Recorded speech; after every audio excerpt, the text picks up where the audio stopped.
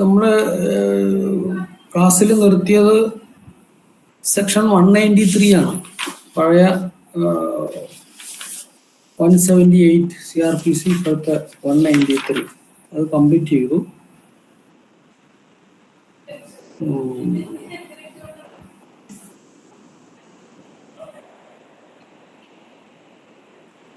Then next 194 ആണ്. പഴയ 174 എന്ന് പറഞ്ഞാൽ നമ്മൾ നേരത്തെ കണ്ടിട്ടുണ്ട്. അൺനാച്ചുറൽ ഡെത്ത് ഒക്കെ വരുമ്പം കോടതിയിൽ റിപ്പോർട്ട് ചെയ്യുന്നതാണ് 174 എന്ന് പറയുന്നത്. സൂയിസൈഡ് അങ്ങനെയുള്ള കാര്യങ്ങൾ വരുമ്പോൾ. അപ്പോൾ 194 police to enquire and report on suicide. ആരോ ഒന്ന് വായിക്കുക. ഭാഗ്യലക്ഷ്മി ഒന്ന് വായിക്കൂ. 194 ക്ലോസ് 1 ഒന്ന് വായിക്കും.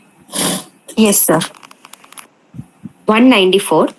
Police to enquire and report on suicide, etc. Clause 1. When the officer in charge of a police station or some other police officer, especially empowered by the state government in that behalf, receives information that a person has committed suicide or has been killed by another or by an animal or by machinery or by an accident or has died under circumstances raising a reasonable suspicion that some other person has committed an offence, he shall immediately give intimation thereof to the nearest executive magistrate empowered to hold inquest, and unless otherwise directed by any rule made by the state government or by any general or special order of the district or subdivisional magistrate, shall proceed to the place where the body of such deceased person is, and there, in the presence of 2 or more respectable inhabitants of the neighborhood, shall make an investigation and draw up a report of the apparent cause of death, describing such wounds, fractures, bruises, and other marks of injury as may be found on the body, and stating in what manner or by what weapon or instrument, if any, such marks appear to have been inflicted. Okay. അപ്പോൾ ഇത് 2-3 instance പറയുന്നുണ്ട്. എപ്പോഴാണ് ഇത് applicable എന്ന് പറയുന്നുണ്ട്. അതായത് an information received to police officer or some other police officer in charge of police station. എപ്പോഴാണ് that a person committed suicide then or has been killed by another or by an animal or by machinery or by an accident or died under circumstances raising a reasonable suspicion that some other person has committed an offense. അപ്പോൾ ഈ കേസിൽ എല്ലാം ഒരു information കിട്ടിക്കഴിഞ്ഞാലാണ് 194 application വരുന്നത്. അപ്പോൾ എന്ത് ചെയ്യണമെന്നാ പറയുന്നത്? The officer in charge of police station or the police officer who received an information shall immediately give intimation thereof to the nearest executive magistrate empowered to hold inquest നടത്താൻ അധികാരപ്പെട്ട executive മജിസ്ട്രേറ്റിനെ intimate ചെയ്യണം.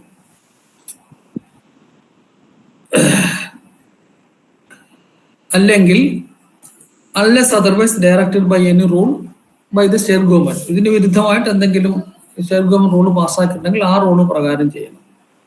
അല്ല എങ്കിൽ immediately അത് executive magistrate inquest നടത്താൻ ഉള്ള empower ആയിട്ടുള്ള executive മജിസ്ട്രേറ്റിനെ intimate ചെയ്യണം. Then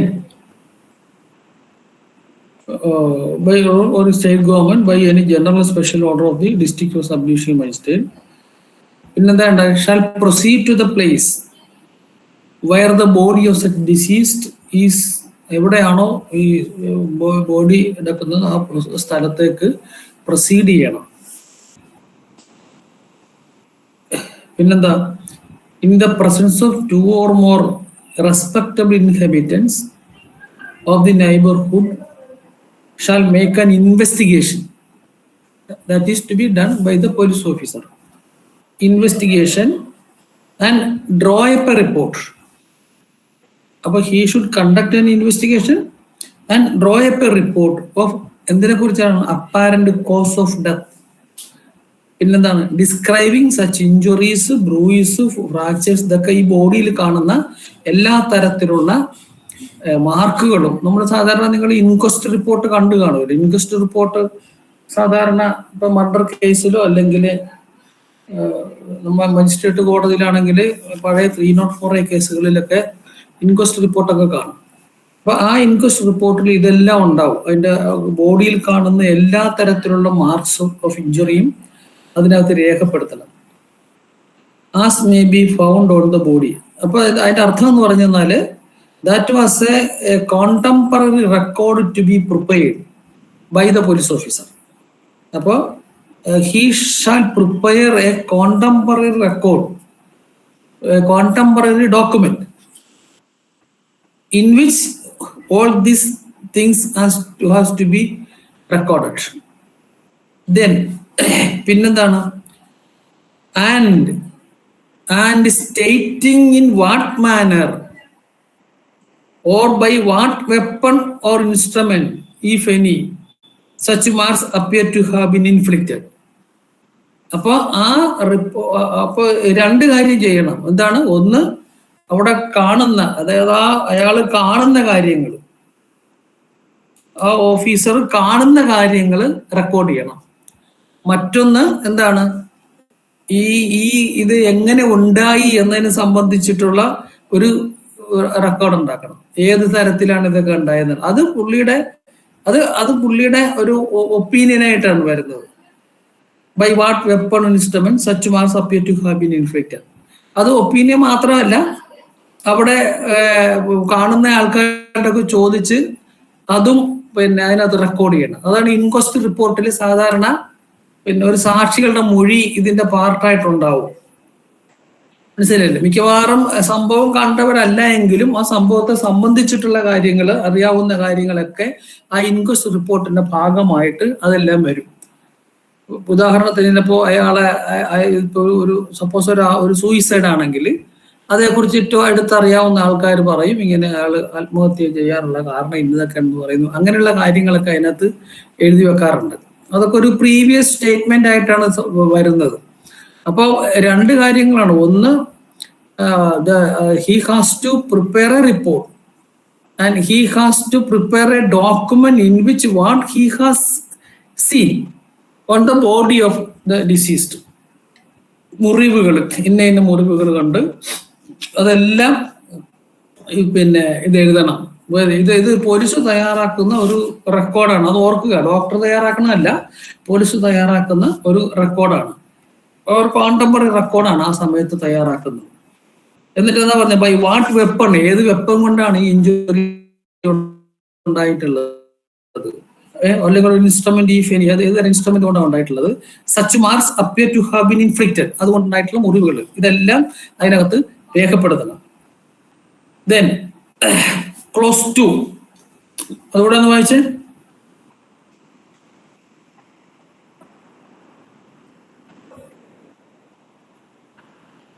close 2 കൂടെ ഒന്ന് വായിക്കും Bhagyalakshmi. Okay, sir. 19 clause 2.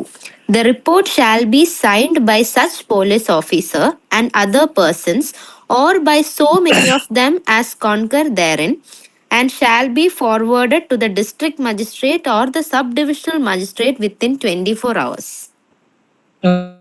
Okay. അപ്പൊ അവിടെ പറയുന്നൊരു കാര്യം വെച്ചാൽ എന്താണ്? The report shall be signed by such police officer and other persons. ആ അതർ പേഴ്സൺസ് എന്ന് പറയുന്നത് ഈ പോലീസ് ഓഫീസർ അവിടെ ചോദിച്ച് കണ്ട് രേഖപ്പെടുത്തിയ ആൾക്കാരുടെയൊക്കെ സ്റ്റേറ്റ്മെന്റ് എടുത്തിട്ടുള്ള ഉണ്ടാകും. അവരുടെയൊക്കെ അതിനകത്ത് ഒപ്പ് പിന്നെ ഇടണം ഇൻക്വസ്റ്റ് റിപ്പോർട്ടിൽ. എന്നിട്ട് അത് എന്ത് ചെയ്യണം? It shall be forward to the district magistrate or the sub divisional magistrate within 24 hours. സാധാരണ നിങ്ങൾ 174 വരുമ്പം അതിന്റെ റിപ്പോർട്ട് ആദ്യമായിട്ട് കൊടുക്കുന്നത് സാധാരണ റവന്യൂ ഡിവിഷണൽ ഓഫീസ് RDO ഒക്കെ കൊടുക്കുന്നത്, RDO ആണ് കൊടുക്കുന്നത്. പിന്നെ എന്തെങ്കിലും ഒരു ഒഫൻസ് കമ്മീഷൻ വരികയാണെങ്കിൽ മാത്രമാണ് അത് ഫസ്റ്റ് ക്ലാസ് മജിസ്ട്രേറ്റ് കോടതിയിലോട്ട് പിന്നെ ട്രാൻസ്ഫർ ചെയ്ത് വരുന്നത്. ഫസ്റ്റ് ഓഫ് ഓൾ അത് സൂയിസൈഡ് ആണ് വിത്തിൻ നോ ഡൗട്ട് ആണെങ്കിൽ നോർമലി ഇൻക്വസ്റ്റ് റിപ്പോർട്ട് ചെയ്തിട്ട് അതിന്റെ റിപ്പോർട്ട് നേരെ പഴയ 174 അല്ലെങ്കിൽ ഇപ്പോഴത്തെ 194 പ്രകാരം അങ്ങോട്ടാണ് അയക്കുന്നത് സബ് ഡിവിഷണൽ മജിസ്ട്രേറ്റിന് ഓർ ഡിസ്ട്രിക്ട് മജിസ്ട്രേറ്റ് എന്ന് പറയുന്നുണ്ടെങ്കിൽ normally it will be forward to sub divisional magistrate ആണ് പോകുന്നത്. ഇനി മൂന്നാമത്തെ ക്ലോസ് അതുകൂടെ വായിച്ചോളൂ. Okay, sir. 19 clause 3. When 19 അല്ലല്ലോ, 194 clause 3. Sorry, sir. 194 clause 3. When the case involves suicide by a woman within 7 years of her marriage, or subclause 2, the case relates to the death of a woman within 7 years of her marriage in any circumstances raising a reasonable suspicion that some other person committed an offense in relation to such woman, or clause 3, the case relates to the death of a woman within 7 years of her marriage and any relative of the woman has made a request in this behalf, or clause 4, there is any doubt regarding the cause of death, or clause 5, the police officer for any other reason considers it expedient so to do, he shall subject to such rules as the state government may prescribe in this behalf, forward the body with a view to its being examined to the nearest civil surgeon or other qualified medical person appointed in this behalf by the state government, if the state of the weather and the distance admit of its being so forwarded without risk of such putrefaction on the road as would render such examination useless. അതുകൊണ്ട് forward വായിച്ചു. Okay, sir. Clause 4. The following magistrates are empowered to hold inquest, namely any district magistrate or subdivisional magistrate and any other executive magistrate specially empowered in this behalf by the state government or the district magistrate.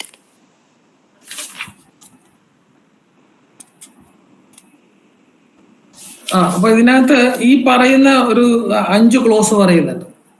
ഈ 5 ക്ലോസിൽ വരുന്ന പിന്നെ instance ആണെങ്കിൽ ആ body civil സർജനെ കൊണ്ട് പിന്നെ എത്രയും പെട്ടെന്ന് examine ചെയ്യിക്കണം. ആ 5 ക്ലോസ് ഒന്ന് നോക്കിക്കൊള്ളണം. കാരണം അതുമായിട്ട് ബന്ധപ്പെട്ട് ഒരു പക്ഷേ ക്വസ്റ്റ്യൻ ചോദിക്കാൻ സാധ്യതയാണ്. ഏതാണ്ട് എല്ലാം ഒരേപോലത്തെ സംഭവങ്ങളാണ്. ഒന്ന് അതൊരു വിത്തിൻ 7 years ആണെങ്കിൽ നമുക്കറിയാം വിത്തിൻ 7 years ഒരു പിന്നെ പിന്നെ മാരീഡ് ലേഡി 7 years വെച്ച് മരിച്ചു കഴിഞ്ഞാൽ അത് എവിഡൻസ് ആക്ടിൽ പ്രിസംഷൻ ഉണ്ട്, അത് ഡവറി ഡെത്തായിട്ട് പ്രൊസ്യൂം ചെയ്യണമെന്നാണ്. അപ്പൊ അതിന്റെ ബർഡൺ ഓഫ് പ്രൂഫ് മാറി വരും.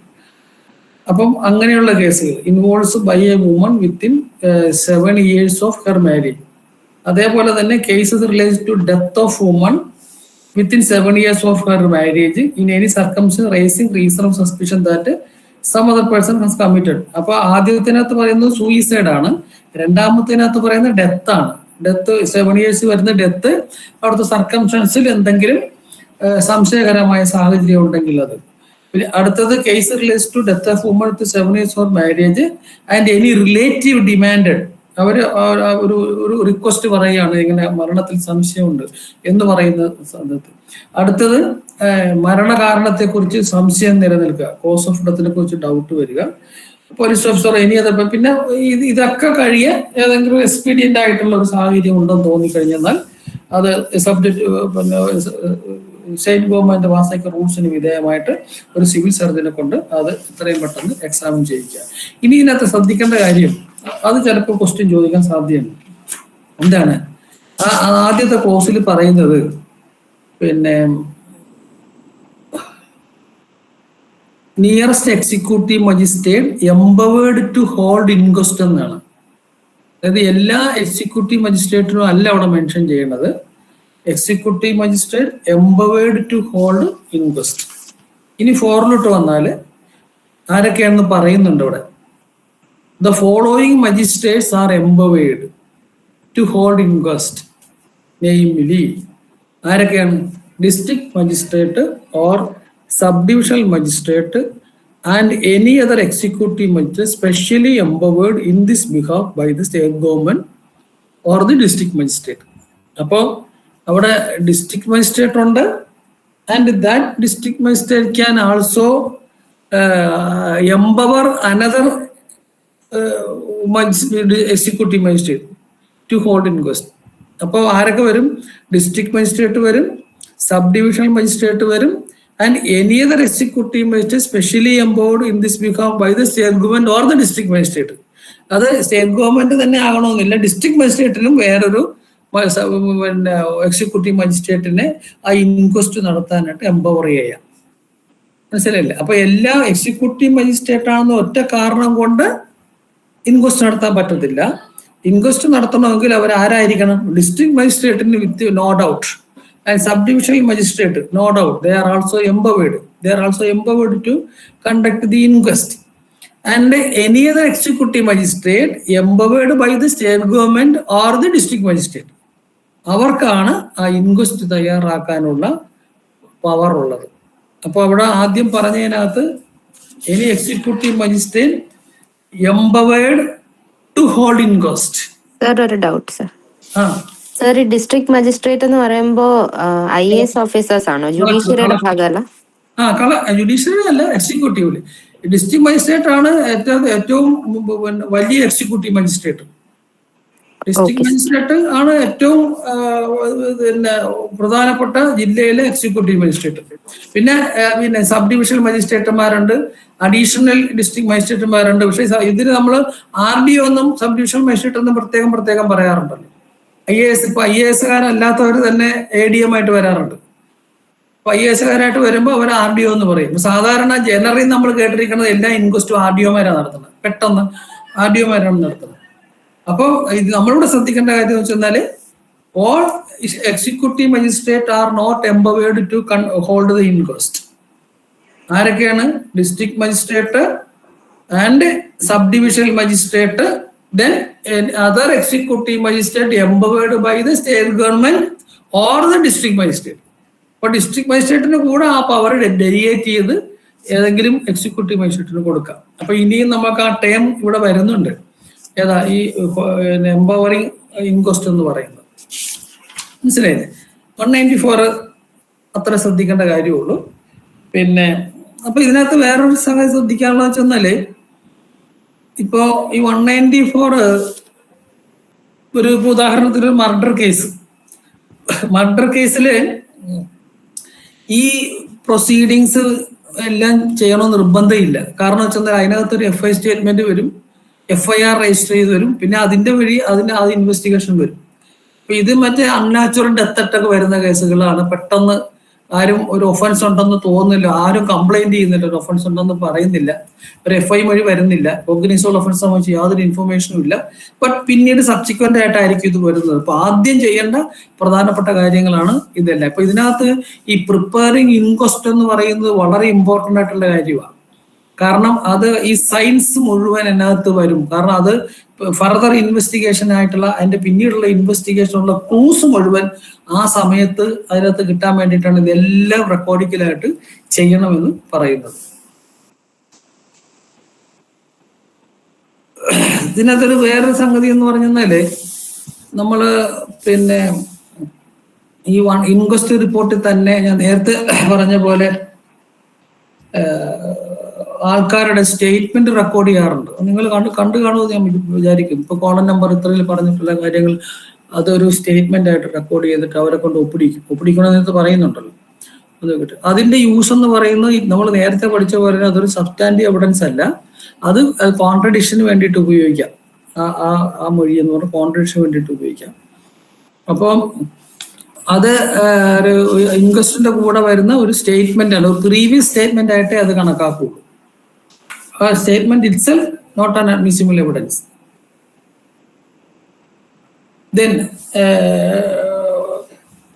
195 അത് അത്ര ഇമ്പോർട്ടൻ്റ് അല്ല, എന്നാലും ഒന്ന് വായിച്ചു വിട്ടേക്കുക. ആരാ വായിക്കാം? അമല വായിക്കുവോ? അമല ഉണ്ടോ? വായിക്കാം sir. 195. Power to summon persons. Clause 1. A police officer proceeding under section 194 may by order in writing summon 2 or more persons as aforesaid for the purpose of the said investigation, and any other person who appears to be acquainted with the facts of the case, and every person so summoned shall be bound to attend and to answer truly all questions other than questions the answers to which would have a tendency to expose him to a criminal charge or to a penalty of or forfeiture. പ്രൊവൈസോടെ വായിച്ചു. Provided that no male person under the age of 15 years or above the age of 16 years or a woman or a mentally or physically disabled person or a person with acute illness shall be required to attend at any place other than the place where such person resides. അതായത് ഈ inquest തയ്യാറാക്കുമ്പോൾ അവര് ചോദിച്ച ആൾക്കാരെ വീണ്ടും someone ചെയ്ത് വിളിക്കാനുള്ള അധികാരം പോലീസ് ഓഫീസർക്കുണ്ട്. അവരെ ക്വസ്റ്റ്യൻ ചെയ്തിട്ട് അവരുടെ മൊഴി റെക്കോർഡ് ചെയ്യാം. ശരിയല്ല? അപ്പൊ നമ്മൾ നേരത്തെ 180 പഠിച്ചതുപോലെ തന്നെ പിന്നെ എല്ലാ they are bound to answer the all questions except something tending to expose them their criminal charge. അവര് എന്തെങ്കിലും കുറ്റം ചെയ്തതായിട്ടുള്ള സംഭവം ഉണ്ടെങ്കിൽ അത് പറയാൻ അവർ നിർബന്ധിക്കാൻ പാടില്ല. ബാക്കി പിന്നെ answers to which would have a tendency to expose him criminal charge അത് ഒഴിവാക്കി ബാക്കി കാര്യം നമ്മൾ സാധാരണ 161 അല്ല 180 ചെയ്യുന്ന പോലെ തന്നെ ഇത് വരും. പിന്നെ ഒരു കാര്യം വെച്ചെന്നാൽ ചില ആൾക്ക് ചില എക്സെപ്ഷൻ കൊടുത്തിട്ടുണ്ട്. അത് എന്താണ്? Male under the age of 15 years, പിന്നെ അബോവ് 60 years, പിന്നെ woman mentally and physically disabled ആയിട്ടുള്ള ആൾക്കാരെയൊക്കെ അവർ പറയുന്ന സ്ഥലത്ത് അവരെവിടെയാണോ താമസിക്കുന്നത് അവിടെ പോയി ചോദ്യം ചെയ്യണം എന്നുള്ളതാണ് അവർക്കുള്ളൊരു പ്രൊട്ടക്ഷൻ മാത്രമേ ഉള്ളൂ. Then provided further if such person is willing, അങ്ങനെയാണെങ്കിലും willing to attend an as police station, then അവരവിടെ വിളിക്കാം. മറ്റേ അതുപോലെ തന്നെ അതിന്റെ അതേ റിപ്പീറ്റിംഗ് ആണ്. Then next is if the facts do not disclose a cognizable offense to which section 190 applies, such person shall not be required by the police officer to attend a magistrate court. എന്താ 190 എന്തുവാ? അമരല്ലേ വായിച്ചത്? 190 എന്താ?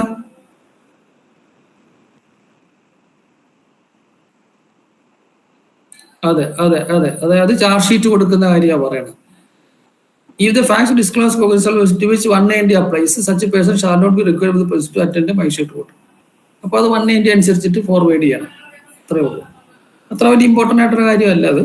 Then another important ആണ് അത് പഴയ 176(1)ഉം 176(1)(a)യും ആണ്. അത് ഇടക്ക് 2006 നേരത്തെ CRPC ഇല്ലായിരുന്നു, 2006 അമെൻഡ് ചെയ്ത് ചേർത്തതാണ്.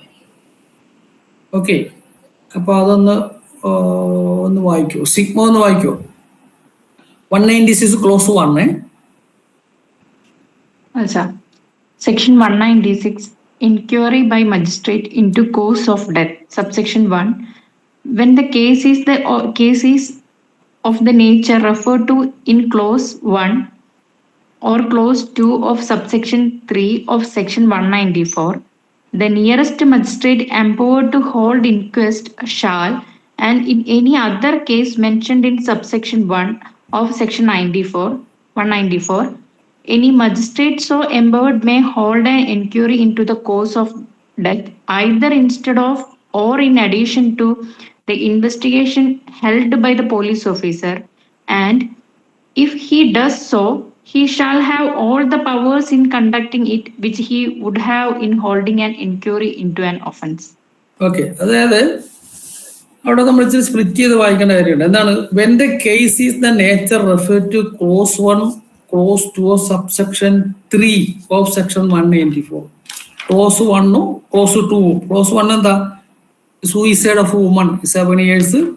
clause 2 എന്ന് പറയുന്നത് അതുപോലെ തന്നെ death of woman 7 years, any circumstance reasonable suspicion that some other person committed an offense.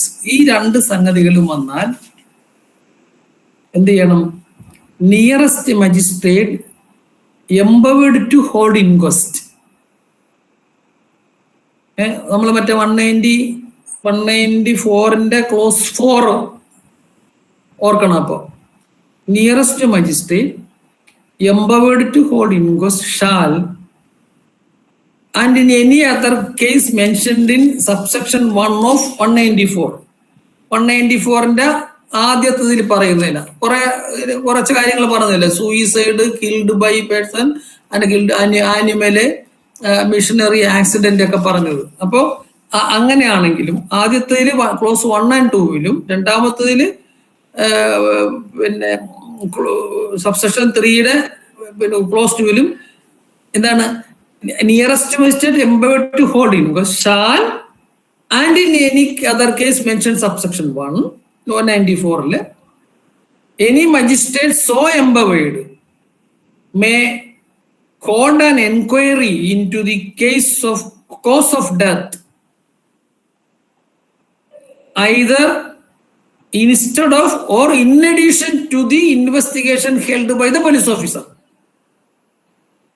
അപ്പോൾ പോലീസ് ഓഫീസറിന്റെ പവർ അവിടെ പറയുന്നുണ്ട്. ആ പോലീസ് ഓഫീസറിന്റെ പവറിൽ ഇൻവെസ്റ്റിഗേഷനോട് ഒപ്പമോ അല്ലെങ്കിൽ രണ്ടുമോ അല്ലെങ്കിൽ അത് കൂടാതെയോ എന്താണ്? A magistrate so empowered shall hold an enquiry. എന്നിട്ട് എന്താ പറയണത്? And if he does so he shall have all the powers in conducting it which he would have in holding enquiry into an offense. എൻക്വയറിയുടെ spelling നോക്കണം, I ആണ് പറയുന്നത്. ആണ് enquiry. അപ്പൊ എൻക്വയറിയുടെ definition നമ്മൾ നേരത്തെ പഠിച്ചു. എന്താണ്? Proceedings other than a trial held by the magistrate or a court അല്ലേ? അതാണ് നമ്മൾ എൻക്വയറി പഠിച്ചത്.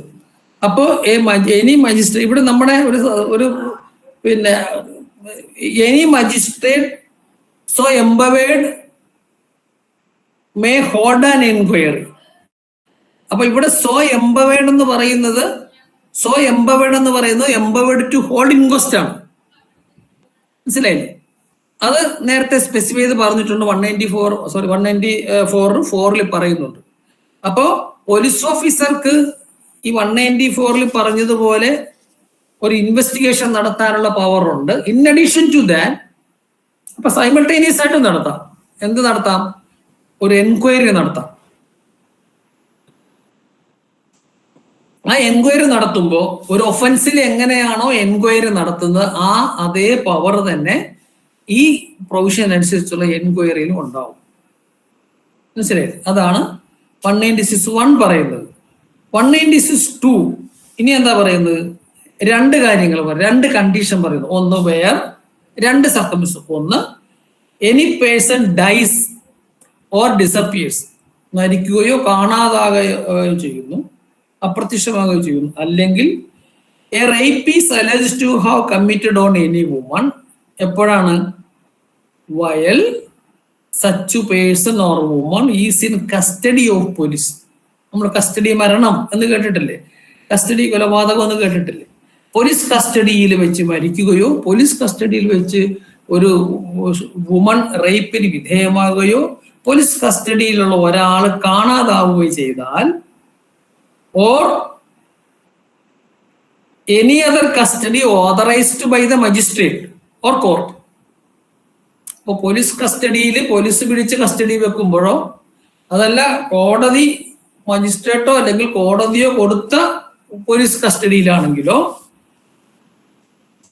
Under the Sanhita, in addition to the enquiry or investigation held by the police. നേരത്തെ പറഞ്ഞ എൻക്വയറിയില് അല്ലെങ്കിൽ പോലീസ് ഇൻവെസ്റ്റിഗേഷന് കൂടാതെ, അപ്പൊ നേരത്തെ രണ്ടെണ്ണം പറഞ്ഞു. ഒരു പോലീസിന്റെ ഇൻവെസ്റ്റിഗേഷൻ പറഞ്ഞു, ആ ഇൻവെസ്റ്റിഗേഷൻ കൂടാതെ അല്ലെങ്കിൽ in addition to that investigation a magistrate holding empowered to hold inquest shall conduct an enquiry എന്ന് പറഞ്ഞു. എന്നിട്ട് ഇവിടെ പറഞ്ഞതാണ് in addition to that enquiry and the investigation held by the police, an enquiry shall be held by the magistrate within whose local jurisdiction the offense has been committed. മനസ്സിലായില്ലേ? അപ്പോ ഇവിടെ പറയുന്ന magistrate എന്ന് പറയുന്നത് തീർച്ചയായിട്ടും ആരായിരിക്കണം? ജുഡീഷ്യൽ മജിസ്ട്രേറ്റ് തന്നെ ആയിരിക്കണം, അല്ലെങ്കിൽ അത് ജുഡീഷ്യൽ മജിസ്ട്രേറ്റ് ആയിരിക്കണം. ആ എൻക്വയറി എന്ന് പറയുന്നത് നേരത്തെ പറഞ്ഞ എൻക്വയറിയേക്കാൾ കുറച്ചുകൂടി വിശാലമായിട്ടുള്ള എൻക്വയറിയാണ്. അത് നമുക്ക് താഴത്തോട്ട് എക്സ്പ്ലെയിൻ ചെയ്യും. അപ്പോൾ ശ്രദ്ധിക്കേണ്ട കാര്യം എന്താണ്? 196 ഒരു എൻക്വയറി പറയുന്നുണ്ട്. ആ എൻക്വയറി എന്ന് പറയുന്നത് പോലീസിനുള്ള പവർ നേരത്തെ പറഞ്ഞു, രണ്ട് സന്ദർഭത്തിലാണ്. ഒന്ന് 195(4) സബ്സെക്ഷൻ 3 വരുന്ന രണ്ട് ക്ലോസുകൾ, ക്ലോസ് 1 ആൻഡ് ക്ലോസ് 2. ക്ലോസ് 1 എന്ന് പറയുന്നത് ഒരു വുമണിന്റെ suicide within 7 years, clause 7 years of marriage. Clause 2 എന്ന് പറയുന്നത് mere death of a woman, of a married woman within 7 years of marriage and reasonable suspicion ഉണ്ടാകുക. ഈ രണ്ട് സന്ദർഭങ്ങളിലും എന്താണ്? The nearest magistrate empowered to hold inquest നടത്താൻ empower ചെയ്ത് as per clause 4 of 194. And in any other case mentioned in subsection 196 പറയുന്ന വേറെ ഏതെങ്കിലും സാഹചര്യത്തിലുള്ളതായാലും any magistrate so empowered may hold an enquiry. Any magistrate so empowered may hold an inquiry into the cause of death. മരണകാരണത്തെ കുറിച്ചിട്ടുള്ള enquiry നടത്തണം. ആ enquiry എന്ന് പറയുന്നത് police ഇൻവെസ്റ്റിഗേഷനൊപ്പം പകരമായിട്ടോ അല്ലെങ്കിൽ അതിന് ഇൻ അഡീഷൻ ടു രണ്ട് തരത്തിലും നടത്താം. എന്ന് പറഞ്ഞാൽ രണ്ടും പാരലായിട്ട് നടത്താം, അല്ലെങ്കിൽ മറ്റതിന് പകരമായിട്ട് നടത്താം. And any magistrate so empowered may hold an enquiry into the cause of death either instead of or in addition to the investigation by the police officer. And if he does so, എന്താണ് power? എന്താണ്? As if it is an enquiry into an offense. ഒരു ഒഫൻസിലേക്കുള്ള അന്വേഷണം പോലെ തന്നെ enquiry നടത്താം. Close 2 വരുമ്പോൾ രണ്ട് circumstances പറയുന്നുണ്ട്. എന്താണ്? അത് കസ്റ്റഡി മരണത്തെ കുറിച്ചിട്ടുള്ളതാണ്. കസ്റ്റഡി മരണത്തെ കുറിച്ച് എന്താ പറയുന്നത്? ഒന്നുകിൽ പേഴ്സൺ ഡൈസ് അല്ലെങ്കിൽ ഡിസപ്പിയേഴ്സ്, അല്ലെങ്കിൽ any woman in custody who is subjected to rape. അങ്ങനെയാണെങ്കിൽ എന്താണ്? അപ്പൊ പോലീസ് കസ്റ്റഡി മാത്രമല്ല, ആ പോലീസ് കസ്റ്റഡി എന്ന് പറയുന്നത് പോലീസ് അറസ്റ്റ് ചെയ്ത് വരുമ്പോഴുള്ള കസ്റ്റഡി ഉണ്ട്, പ്രീ ഡിറ്റൻഷനിലെ കസ്റ്റഡി ഉണ്ട്. അതല്ലാതെ കസ്റ്റഡി വരും, മജിസ്ട്രേറ്റോ കോടതിയോ കൊടുക്കുന്ന പോലീസ് കസ്റ്റഡിയിൽ വരും. അങ്ങനെയാണെങ്കിൽ in addition to the enquiry or investigation mentioned above, നേരത്തെ പറഞ്ഞ എൻക്വയറി ഇൻവെസ്റ്റിഗേഷൻ കൂടാതെ an enquiry shall be held by the magistrate within whose local jurisdiction the offence has been committed. എവിടെ ആരുടെ പരിധിയിൽ വെച്ചിട്ടാണോ ഈ ഒഫൻസ് നടന്നത് ആ മജിസ്ട്രേറ്റ് അതിനൊരു എൻക്വയറി നടത്തണം. ഇനി 3 എന്താണ്? The magistrate holding such enquiry shall record the evidence taken by him in connection therewith in any manner hereinafter specified according to the circumstances of the case. അതായത് എവിഡൻസ് റെക്കോർഡ് ചെയ്യണം ആ എൻക്വയറിയുടെ ഭാഗമായിട്ട്. സാധാരണ തെളിവെടുക്കുന്നത് എങ്ങനെയാണോ അതേ മോഡില് അതിന്റെ സർക്കംസ്റ്റൻസ് അനുസരിച്ചിട്ട് എവിഡൻസ് റെക്കോർഡ് ചെയ്യണം. അതാണ് ക്ലോസ് 3 പറയുന്നത്. ദെൻ ക്ലോസ് 4 പറയുന്നത് എന്താണ്? whenever such magistrate എന്ന് പറഞ്ഞാൽ the magistrate holding enquiry as per section sub close 2 of the section 196 enquiry considered it expedient to make an examination of the dead body of any person who has been already interred in order to discover the cause of death. The magistrate may cause the body to be descended and examined. അതായത് നമ്മൾ സാധാരണ കണ്ടിട്ടില്ലേ, magistrate പരിശോധിച്ചിട്ട് മറവ് ചെയ്ത body തിരിച്ചെടുത്ത് examine ചെയ്തൊക്കെ ഉണ്ട്. സംശയം വരികയാണെങ്കിൽ അത്തരത്തിലുള്ള ഓർഡർ ഈ മജിസ്ട്രേറ്റിന് അധികാരമുണ്ട്. ഏത് മജിസ്ട്രേറ്റാണ്? Magistrate holding enquiry as contemplated under clause 2 of section 196. Then clause 5, where an inquiry is to be held under this section, the magistrate shall, wherever practicable, inform the relatives of the deceased whose names and address are known and shall allow them to remain present at the inquiry. അവരുടെ ബന്ധുക്കളെ പ്രസൻസിൽ വെച്ചിട്ട് ഇത് നടത്തണമെന്നുള്ളതാണ്. As far as practicable എന്നേ പറയുന്നുള്ളൂ. Diseased അഡ്രസ്സൊക്കെ അറിയാമെങ്കിൽ അങ്ങനെ ചെയ്യുക. 6. The magistrate or executive magistrate or the police officer holding an inquiry or investigation under subsection 2 shall, within 24 hours of the death of a person, forward the body with a view to being examined by the nearest civil surgeon or other qualified medical officer appointed in this behalf by the state government, unless it is not possible to do so for the reason to be recorded. നമ്മൾ നേരത്തെ പ്രാവശ്യം പഠിച്ചതാണ് civil സർജനെ കൊണ്ട് പരിശോധിപ്പിക്കുക. In this section, expression relative means parents, children, brothers, sisters and spouse. അപ്പോൾ 196 ശ്രദ്ധിക്കേണ്ട കാര്യം, അവിടെ ഈ എൻക്വയറി എന്ന് പറയുന്നത് ഒരു കോടതി നടപടിക്രമങ്ങൾ പോലെ തന്നെ വരുന്നതാണ്.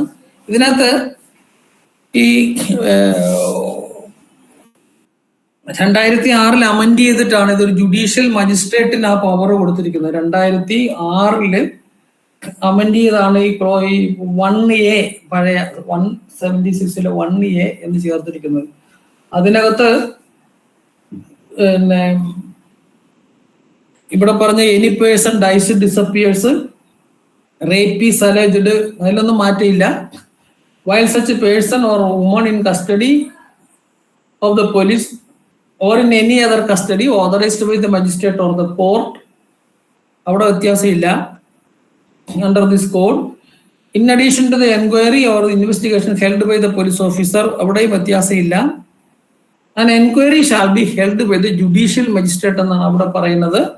ഇവിടെ അത് ഹെൽഡ് ബൈ മജിസ്ട്രേറ്റ് എന്ന് മാത്രമേ പറയുന്നുള്ളൂ. അപ്പൊ നമ്മൾ നേരത്തെ 187 എന്ന് പറയും പോലെ തന്നെ ഇവിടെ ഒരു എൻക്വയറി എന്ന് പറയുന്നതിന്റെ ഡെഫിനിഷൻ അനുസരിച്ചിട്ടാണെങ്കിൽ that enquiry normally it is a proceedings conducted by the magistrate or the കോർട്ടാണ് ആസ് പെർ ദ ഡെഫിനിഷൻ. അങ്ങനെ വരുമ്പോൾ ഒരു ജുഡീഷ്യൽ മജിസ്ട്രേറ്റ് തന്നെ ആയിരിക്കും ഇവിടെ മെൻഷൻ ചെയ്തെന്ന് നമുക്ക് അനുമാനിക്കാം. കാരണം local jurisdiction the offence has been committed എന്നാണ് പറയുന്നത്. Local jurisdiction the offence has been committed. അപ്പോൾ മജിസ്ട്രേറ്റ് ഒരു ജുഡീഷ്യൽ മജിസ്ട്രേറ്റ് തന്നെയാണ് എന്ന് നമുക്ക് കൺക്ലൂഡ് ചെയ്യേണ്ടതായിട്ട് വരും. അപ്പൊ ഇതിനകത്ത് നമ്മൾ ശ്രദ്ധിക്കേണ്ട കാര്യം എന്ന് പറയുന്നത് 194 പ്രകാരമുള്ള പറയുന്ന കാര്യത്തിലെ 2 കാര്യങ്ങൾ പ്രധാനപ്പെട്ട് ശ്രദ്ധിക്കണം. ഒന്ന്, പിന്നെ ഒരു ആദ്യത്തെ എൻക്വയറി എന്ന് പറയുന്നതിനകത്ത് പിന്നെ 2 കാര്യങ്ങളുണ്ട്. ഒന്ന്, ബോഡിയിൽ കണ്ട മുറിവുകൾ അതെല്ലാം നേരിട്ട് കണ്ട നേരിട്ട് കണ്ട കാഴ്ചയാണ്, പക്ഷെ അതൊരു റെക്കോർഡിക്കലാക്കണം. രണ്ടാമത്തത് എങ്ങനെ ഇതുണ്ടായി എന്നതിനെ സംബന്ധിച്ചിട്ടുള്ള ഒരു അന്വേഷണം നടത്തണം. അപ്പൊ ഒരു കോണ്ടംപററി റെക്കോർഡ് ഉണ്ടാകണം, മറ്റത് കളക്ട് ചെയ്ത എവിഡൻസ്. ഇത് 2 തരത്തിലുള്ള റിപ്പോർട്ട് ആണ് ഈ ഇതേ സംബന്ധിച്ച് 194 സംബന്ധിച്ചിട്ട് ഇവർ തയ്യാറാക്കി അയക്കേണ്ടത്. 2 തരം എവിഡൻസ് ആണത്. എന്താണോ കണ്ടത്, പിന്നെ എന്താണ് അന്വേഷിച്ചിട്ട് അവര് പിന്നെ കളക്ട് ചെയ്തത്. അതാണ് ഈ 194 196 ആയിട്ട് വരുന്നത്.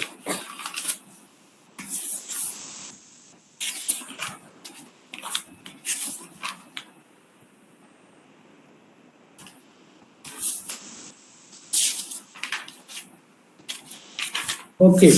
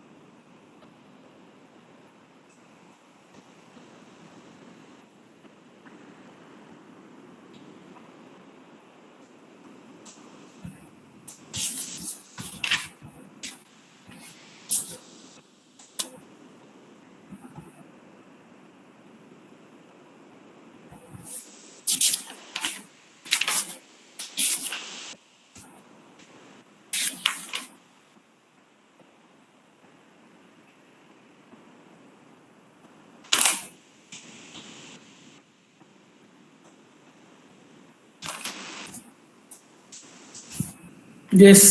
അപ്പൊ ആ ചാപ്റ്റർ തീർന്നു. ഇനി നമ്മുടെ നെക്സ്റ്റ് ചാപ്റ്റർ എന്ന് പറയുന്നത് നമ്മുടെ ജൂറിസ്ഡിക്ഷൻ ആണ്. ടെറിട്ടോറിയൽ ജൂറിസ്ഡിക്ഷൻ വരുന്നതാണ്.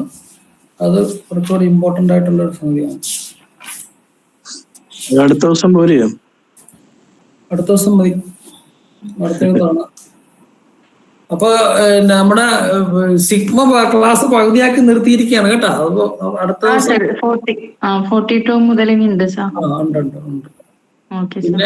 പിന്നെ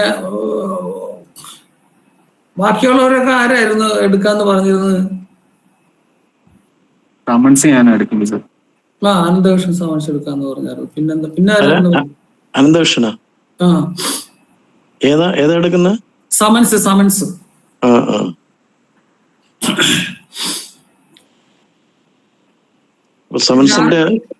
സമൻസിനെക്കാരും കൂടിയതൊരെണ്ണം ഉണ്ടല്ലോ, വാറുണ്ട്, അതാരെടുക്കുന്നത്? അതാർക്കാണ് നമ്മൾ കൊടുത്തിട്ടുണ്ടായിരുന്നു? ആരാണ്ട് പറഞ്ഞു. എനിക്ക് തന്നിരുന്നു. വാറണ്ട് അമലൊക്കെ അയച്ചിരിക്കണേ. അത് ശരി. നോക്കിയാ അമല?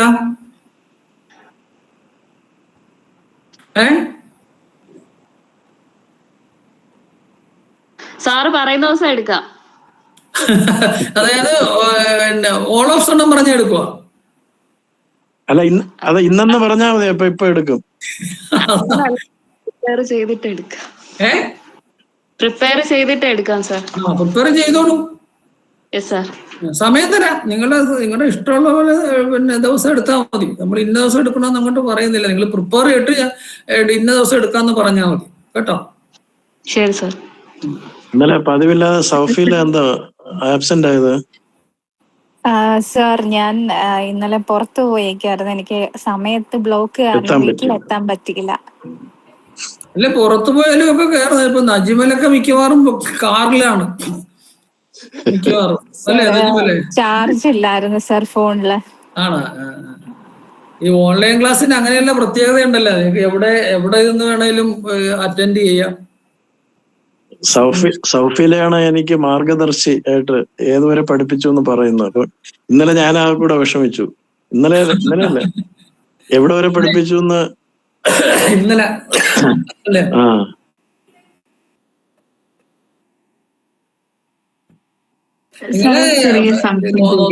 നോക്കുന്നുണ്ടല്ലോ അല്ലേ? ഇനി അധികം ടൈമില്ല കേട്ടോ.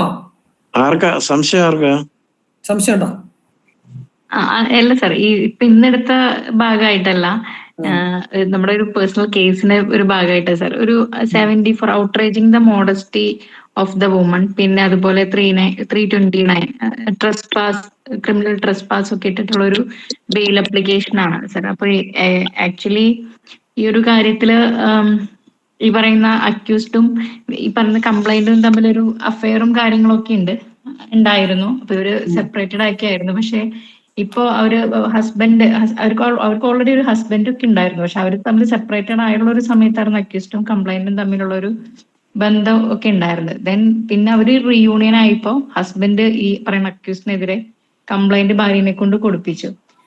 അപ്പോ ഈ പറയുന്ന 274ഉം 329 സെക്ഷനൊക്കെ ഇട്ടിട്ടാണ് സാർ കൊടുത്തത്. അപ്പൊ ബെയിൽ അപ്ലിക്കേഷൻ മൂവ് ചെയ്തപ്പോ നമ്മള് കാര്യം ശരിയാണെങ്കിൽ നമ്മൾക്ക് ഇപ്പൊ ഈ ഒരു സ്റ്റേജില് വാട്സപ്പ് ചാറ്റ് അതൊന്നും കോടതി നോക്കുന്നില്ലേ സാർ. പക്ഷെ എന്ത് ചെയ്താലും ഒരു എന്തെങ്കിലും ഒരു പ്രൊവിഷനോ അല്ലെങ്കിൽ എന്തെങ്കിലും ഒരു കേസസ് ഉണ്ടോ? ഞാനത് നോക്കി സാർ, കുറെയൊക്കെ സെർച്ച് ചെയ്തു. അപ്പൊ അതില് ഈ ഒരു സ്റ്റേജിൽ, അതായത് ഇപ്പോ അക്യൂസിന് ഫേവർ ആയിട്ടുള്ള ഒരു കാര്യം എടുക്കാൻ പറ്റില്ല. പക്ഷെ എന്നിരുന്നാൽ പോലും പ്രൈമാ ഫേഷ്യൽ കേസ് നിൽക്കില്ല എന്ന് പറഞ്ഞിട്ട് നമുക്കത് ആ ഒരു ആസ്പെക്റ്റിൽ എടുക്കാൻ പറ്റുമോ സാർ? അല്ല, അക്യൂസ്ഡിന് ഫേവറബിളായിട്ടുള്ള ഒരു കാര്യം എടുക്കാൻ പറ്റിയില്ലെന്നൊന്നും പറയുന്നില്ല ബെയിൽ ആപ്ലിക്കേഷനിലേക്ക്. അതിന്റെ മെറിറ്റിലേക്ക് പോകരുതെന്നേ പറയുന്നുള്ളൂ. മനസ്സിലായില്ലേ? അല്ലാതെ അക്യൂസ്ഡിന് ഫേവറബിൾ ആയിട്ടുള്ള കാര്യം ഉണ്ടെങ്കിൽ അത് കൺസിഡർ ചെയ്യണം. പക്ഷെ കേസിന്റെ മെറിറ്റിലേക്ക് അങ്ങോട്ട് സംഭവം നടന്നിട്ടുണ്ടോ ഇല്ലയോ, ഒരു എൻക്വയറി പോലെ പോകേണ്ട കാര്യമില്ല, ഒരു ട്രയൽ പോകേണ്ട കാര്യമില്ലെന്നില്ല. പക്ഷെ നിങ്ങൾക്ക് അക്യൂസ്ഡിന് ഫേവറബിൾ ആയിട്ടുള്ള ഒരു കാര്യം ഉണ്ടെങ്കിൽ അത് ബെയിൽ ആപ്ലിക്കേഷൻ റൈസ് ചെയ്യാം, ഡെഫിനറ്റ്ലി റൈസ് ചെയ്യാം.